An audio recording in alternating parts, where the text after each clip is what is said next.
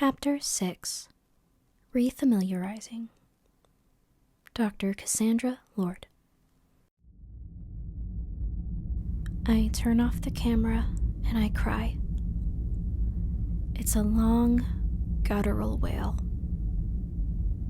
I don't know how long I stay there, but by the time it's over, my sinuses are still tingling with the additional pressure. I eventually head back down to the dormitory to check on Dr. Grace. He's still fast asleep, but still stable. And in an attempt to shield him from the possibility of waking up to someone sobbing their eyes out, I haul my compartment up to a room in a ship called the Mental Health Node and rifle through the belongings I've packed for myself.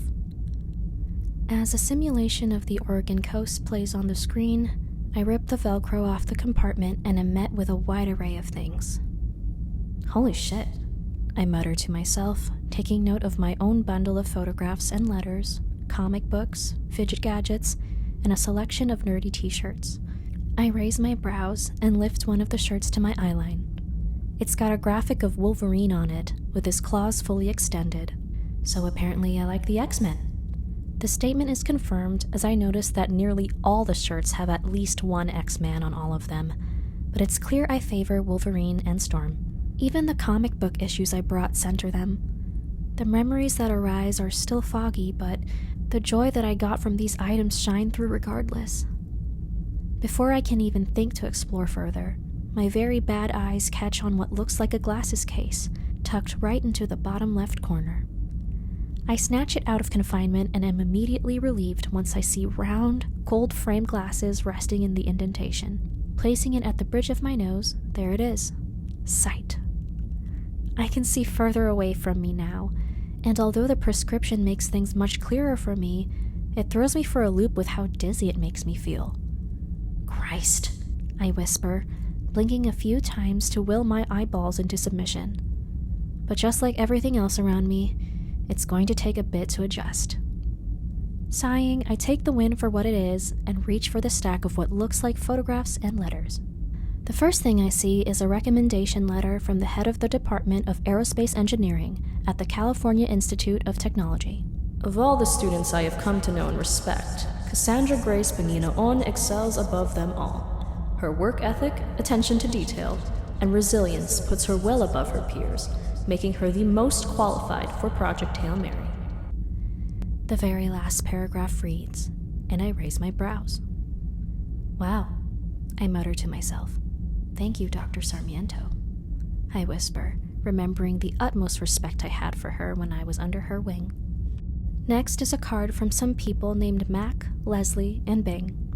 It's full of well wishes and inside jokes, and there are Polaroid photos stuffed in there with it.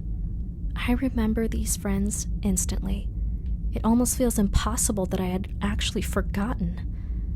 I am able to name and recall the 5 people in the Polaroid photos, and can even identify what age we are in the progression of each one.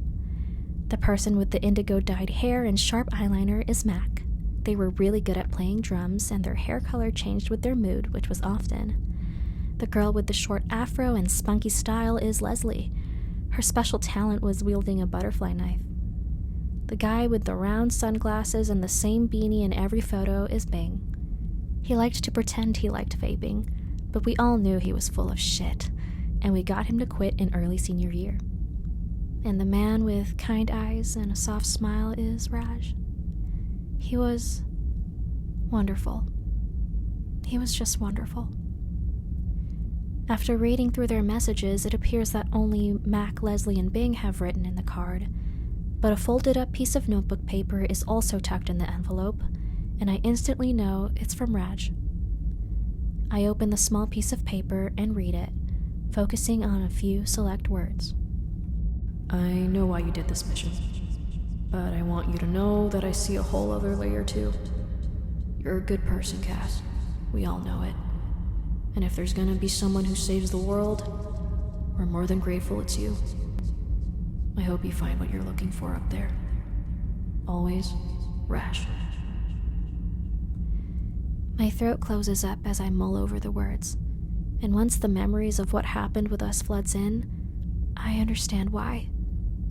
I sigh, tucking it back into the card with the rest of the memories.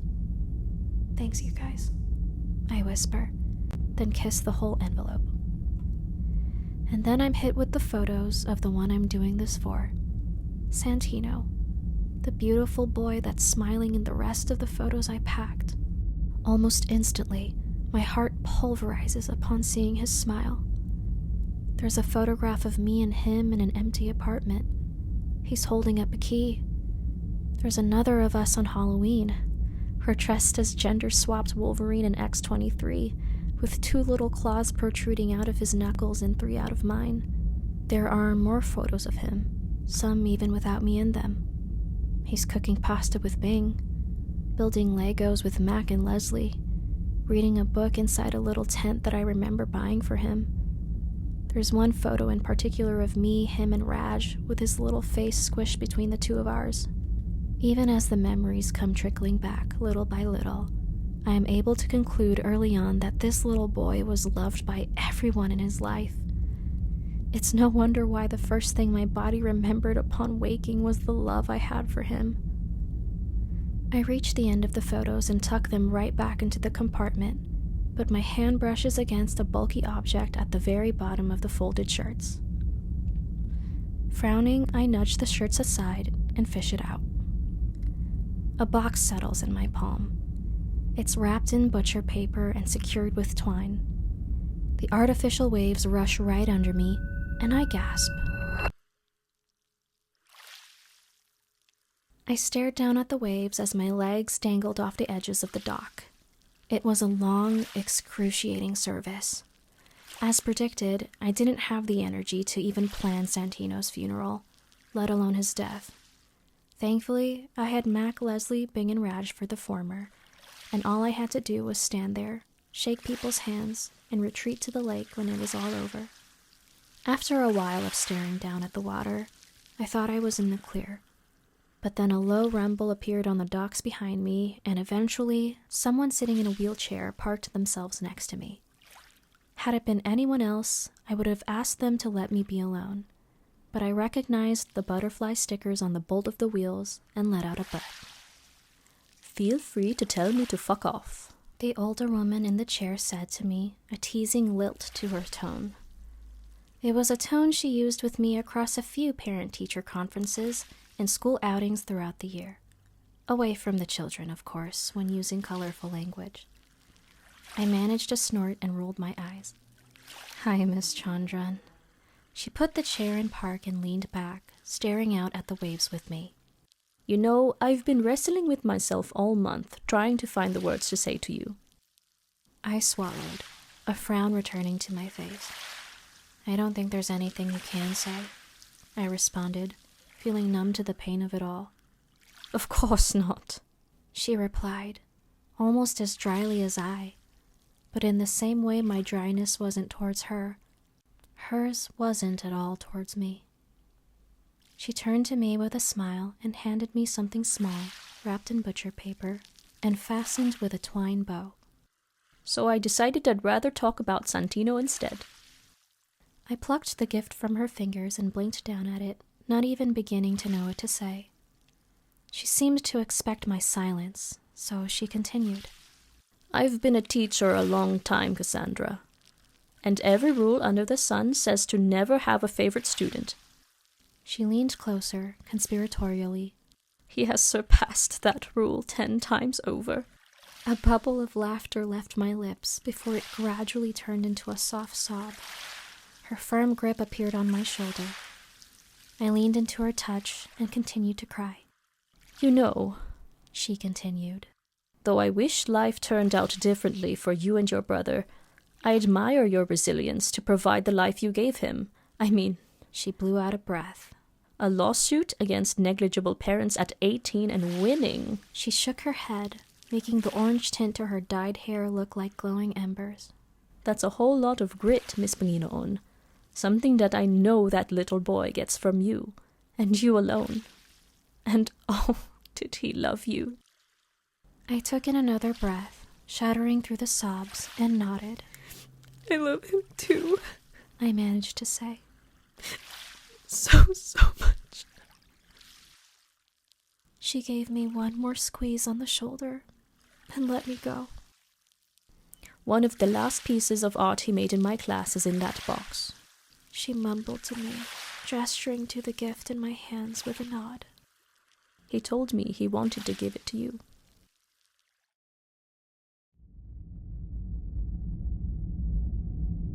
The twine on the box deflates again as the memory fades into present day. From what I can recall, the funeral was a few years or so before I even considered joining the project. Having the gift sit here unopened tells me everything I need to know. For one reason or another, I've stopped myself from opening it. My finger loops into the flattened bow, a familiar hesitancy once again making itself known in my gut. But before I can even consider opening the present right now, a chime appears in the air. Status update for Dr. Lord. Mary's voice says, and I perk up. Dr. Ryland Grace is responsive and awake.